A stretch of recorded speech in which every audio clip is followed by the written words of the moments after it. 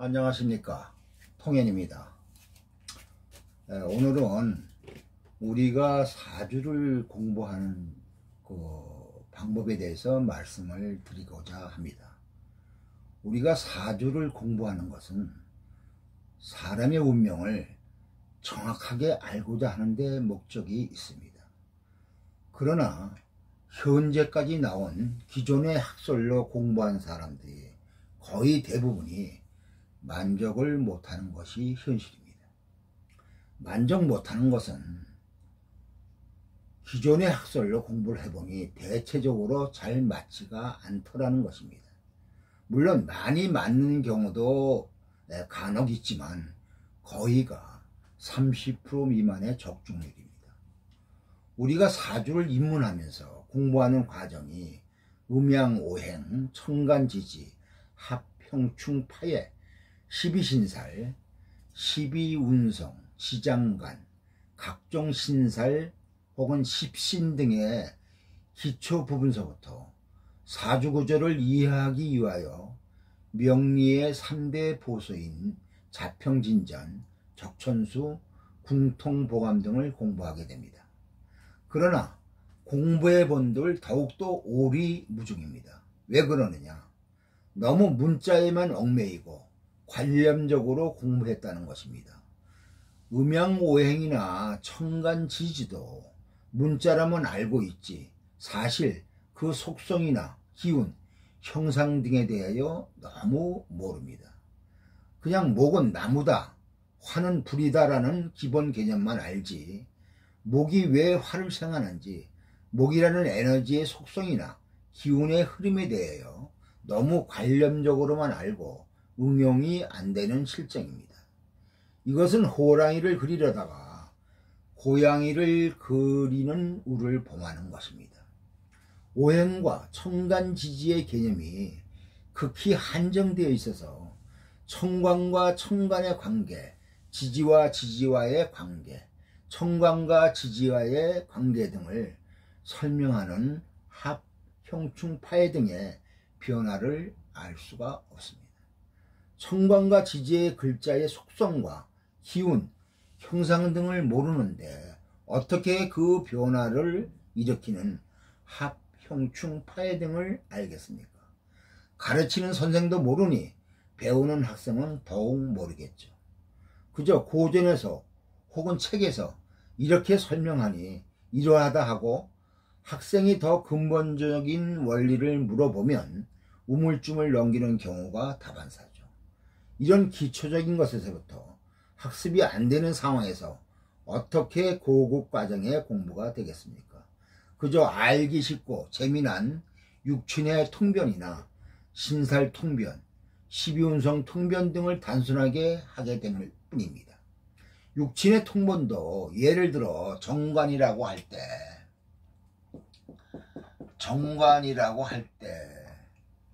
정관의 특성을 얘기하지만 같은 정관이라도 갑정관이 다르고 을정관이 다르고 병정관이 다르고 정정관이 다르고 이렇게 식간의 정관이 다 다릅니다. 그 속성이. 또 이 천간지지의 속성에 따라서 정관의 속성이 다 달라지는 것인데 뚝 잘라서 정관의 의미만 놓고 이야기를 합니다. 또 정관도 이렇게 축 맞은 정관도 있고 또 원진 맞은 정관도 있고 귀문 맞은 정관도 있고 많이 있죠. 그 종류가 엄청 많습니다. 이런 것을 정확하게 공부하려고도 생각 안 하고 그냥 단순하게 공부하니 사주가 정확하게 설명이 될까요? 또 사주 공부에는 사주 구조가 중요합니다. 사주 구조를 이해하기 위해서 명리학의 3대 고소라 하는 자평진전, 적천수, 궁통보감 등을 공부하게 됩니다. 자평진전도 용신은 정구 월령이라 하여 월령에서 격과 용신을 뽑아 사흉신, 사길신을 구별하여 상신을 찾아 명운의 기흉을 보는데 과연 얼마나 맞을까요?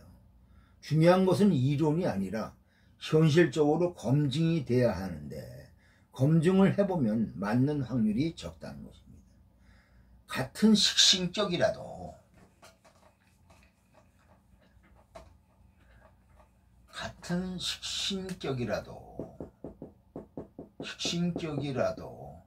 갑이 을, 병, 정, 무에서 개까지 이렇게 다 다릅니다.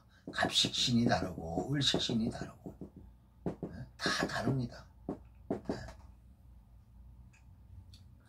그런데 그러한데 설명은 없고 똑같이 신을 놓고 격의성파를 논하니 치밀하지도 않고 갑이나 을 등 식간에 노는 것이 다르고 식간의 목적이 다른데 전혀 일방적 잣대로만 사람의 운명을 바라보니 복잡한 인생 구조를 이해하지도 못하거니와 더 나아가서 운명의 변화를 알아낼 수도 없는 거죠.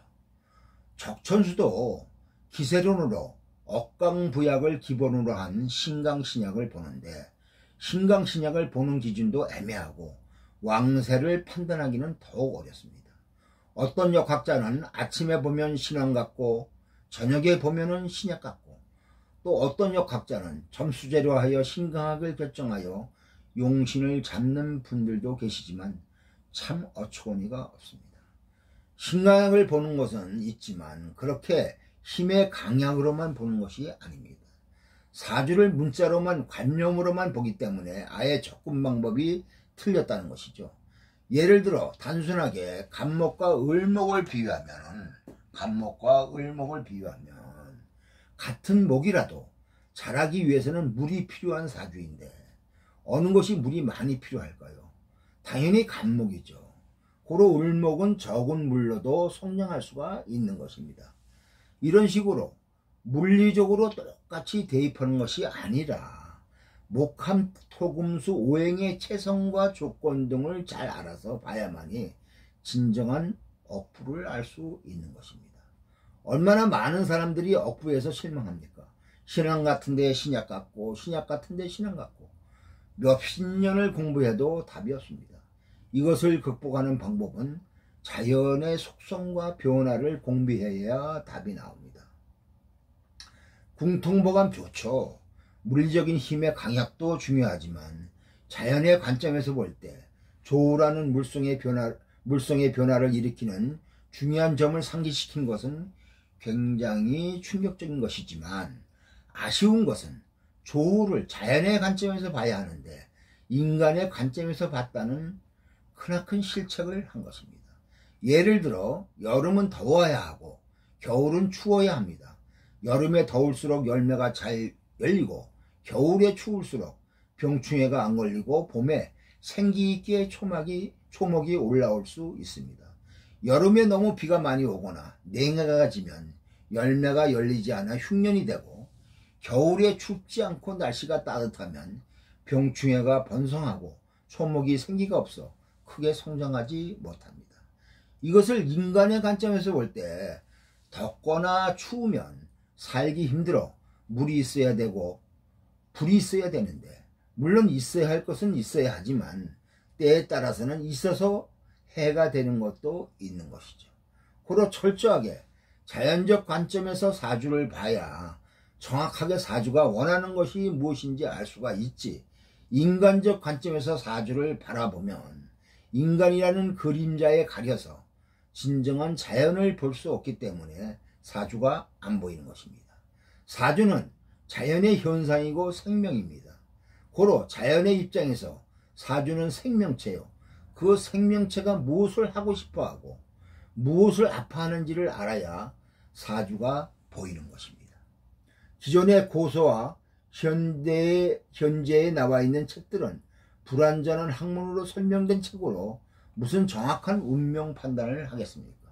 또 이 공부하는 사람이 처음에 음양오행, 천간지지를 공부하는데 너무 관념적으로 문자로만 공부하지 그 속성과 기운, 형상을 너무 모릅니다. 또 합평충 파해 등의 천간지지의 관계도 제대로 설명하고 활용된 것이 없고 신살이나 12운성의 활용법도 너무 단순하고 일방적인 해석의 끝입니다. 심지어는 지장간의 존재 이유와 활용법과 육친의 통병법도 너무 단순하고 도식화되어서 사주 판정을 제대로 분석 못하는 경우가 많습니다. 같은 재래도 이것을 같은 재성으로 본다 하더라도 이게 다 다르지 않습니까? 갑의 재와 을의 재와 병의 재와 정의 재와 이게 다 다르지 않습니까?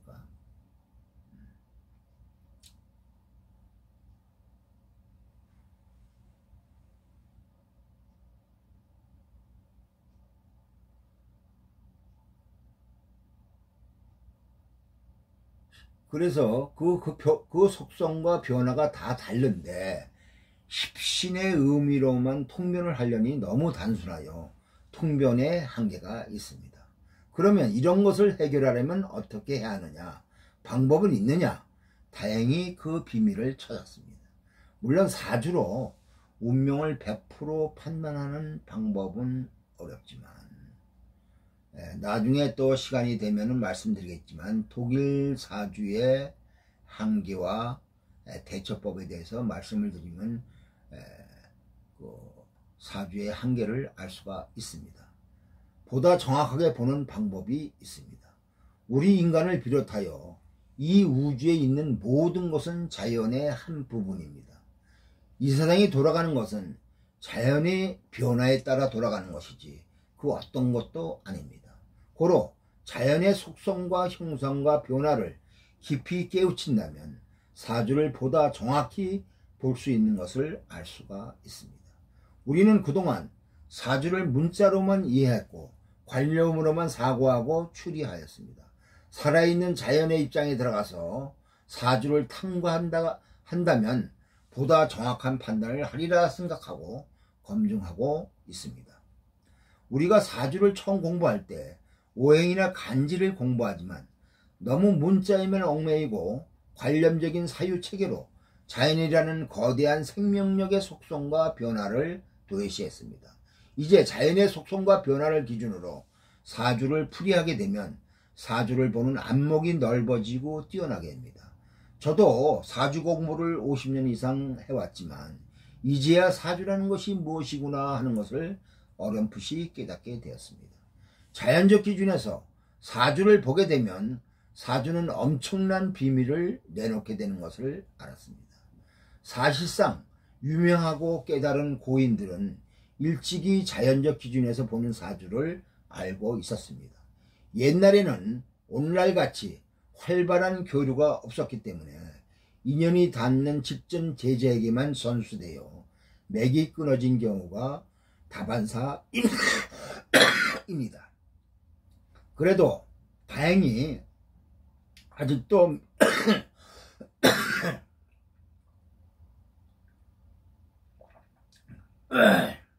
몇몇 나타나지 않은 현인들이 있어서 미약하나마 진정한 사주의 맥이 흘러오고 있습니다. 여러분, 자연물상적으로 보는 사주를 한번 탐구해 보시기 바랍니다. 그러면 사주에 대한 신천지가 열립니다. 본인은 물론 완전히 깨닫지는 못했지만 일부 깨달은 자연적 관법을 여러분들한테 설명하여 사주 공부하는 데 일치월장할 수 있는 소중한 공간을 만들어 보겠습니다. 예를 들어 이런 사주가 있습니다.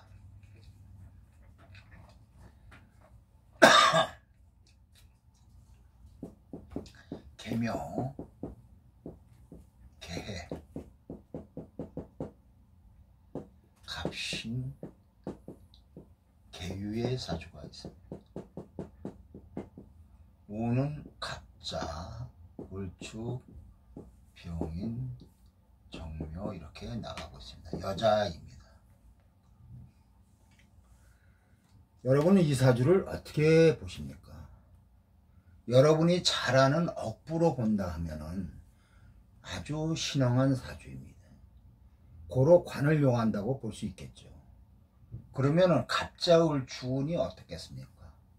대다수의 사람들이 갑자을축운에 부모덕도 없고 공부도 못하고 고생 있는 대로 했다고 합니다. 그러나 실상은 어떠냐 하면은 갑자을축운에 부모 보기 좋고 부모도 사업이 잘 되고 본인도 공부를 잘하였습니다. 아니 신왕 하면은 신왕에서 관을 용한다면은 신왕한 운이 오면 안 좋지 않습니까? 근데 어떻게 이렇게 현실은 다릅니까?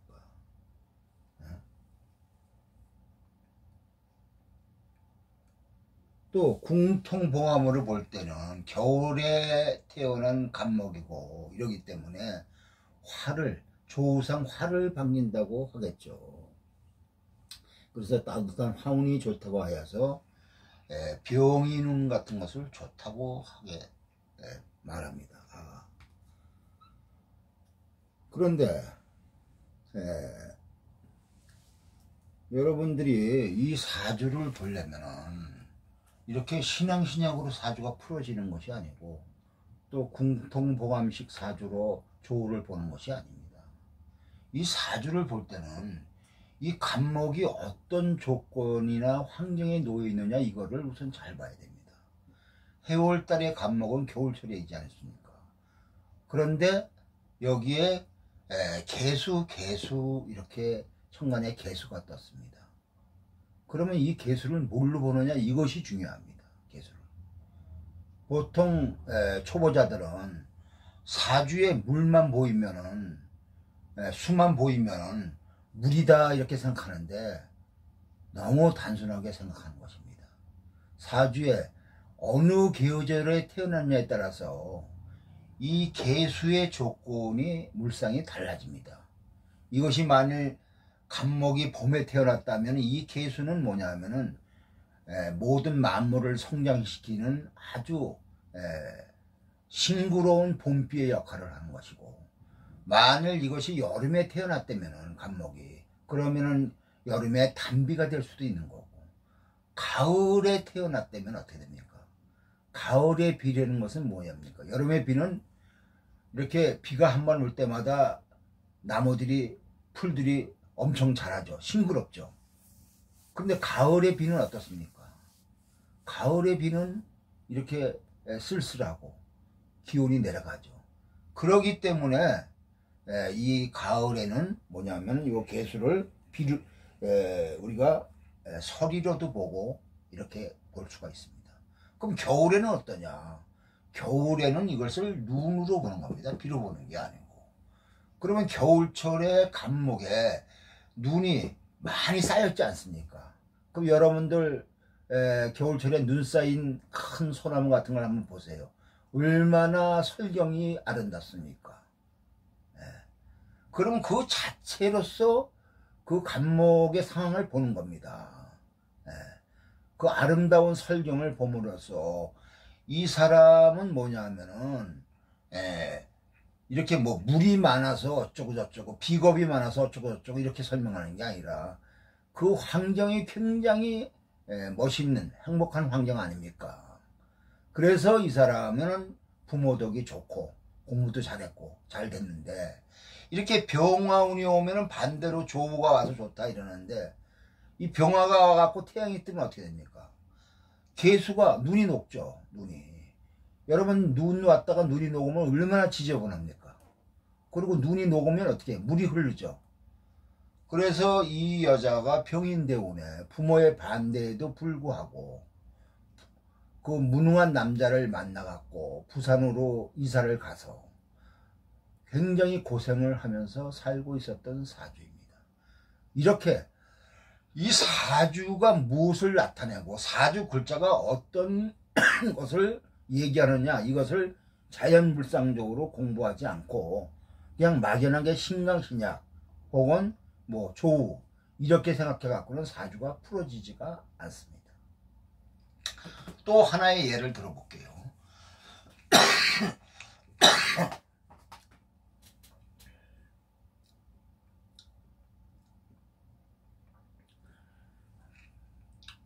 갑인, 기사, 갑작, 개요. 이 사주는 여러분들 어떻게 보십니까?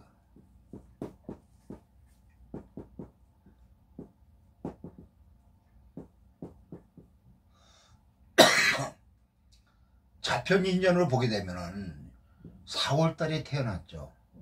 그래서 식신격이다 이럽니다. 근데 식신격에서 뭐예요? 재가 투출했죠.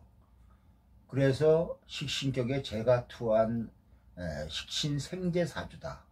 그런데 간목이 합을 해서 박격이다. 이렇게 이제 보게 됩니다. 여하튼 간에 식신격이 재를 봤기 때문에 이 보통 사람들이 뭐냐면은 이 병화운이 이렇게 화운이 올 때 좋다 이렇게 얘기를 합니다. 근데 현실은 어떠냐?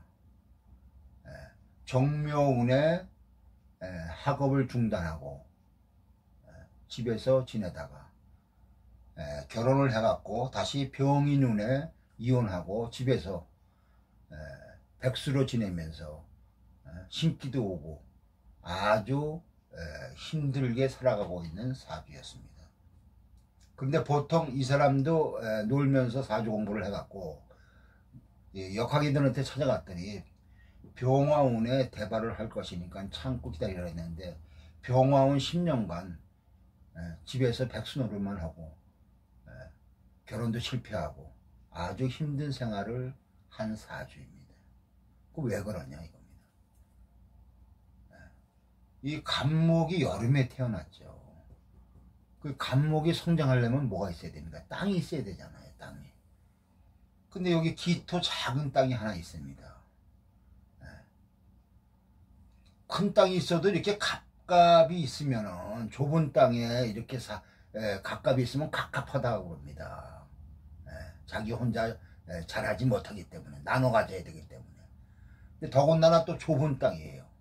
그리고 얼마나 갑갑합니까? 그런데 이렇게 병대운이 오게 되면 이 사람은 무진대운에 큰 땅이 와서 아주 부모덕이 있이 이때는 잘 살았는데 이 정묘대운 오면서 이 큰 땅이 사라져서 다시 갑갑하게 돼갖고 이때부터 힘들게 지나갔고 특히 병화대운이 오면은 이 나무는 뭐냐면은 태어날 때부터 태양과의 전쟁입니다. 나무가 성장하려면은 태양빛을 잘 봐야 됩니다. 그런데 이렇게 태양빛이 오게 되면 간목이 서로 태양빛을 보려고 난립니다. 만약에 태양빛을 못 보면 하루아침에 자기는 뭐냐면은 낮아지고 다른 나무는 태양빛을 보면 커지고 그래갖고 우열이 확 납니다. 그래서 태양과의 전쟁이에요. 근데 이렇게 태양빛을 봤을 때는 뭐냐면은 이 간목이 자기가 태양빛을 보려고 가립니다. 자기를 갖다가. 그래서 이 사람은 이 간목은 이 간목한테 이 비견이 발동이 되는 거죠. 가만히 있던 비견이 태양빛을 보려고 자기만 독차지하려고 이렇게 가리기 때문에 이 병화대운에 일부 명리학자들은 대발한다고 그랬지만서도 이때 더 힘들게 지냈던 사주입니다. 이렇게 이걸 자연적으로 우리가 보는 그런 방법을 알지 못하고서는 사주를 제대로 읽을 수가 없습니다. 그래서 이 사주를 우리가 잘 공부해야지. 그렇지 않으면은 이렇게 기존에 뭐 격이나 조우나 억부로 이렇게 해결하기가 힘든 현실입니다. 앞으로 조금씩이라도 자연으로 보는 강의를 해갈 것이니 들으시면 많은 도움이 될 것입니다. 다음 강의부터 간목서부터 한번 출발해 보겠습니다. 구독과 좋아요를 눌러주시면 감사하겠습니다. 고맙습니다.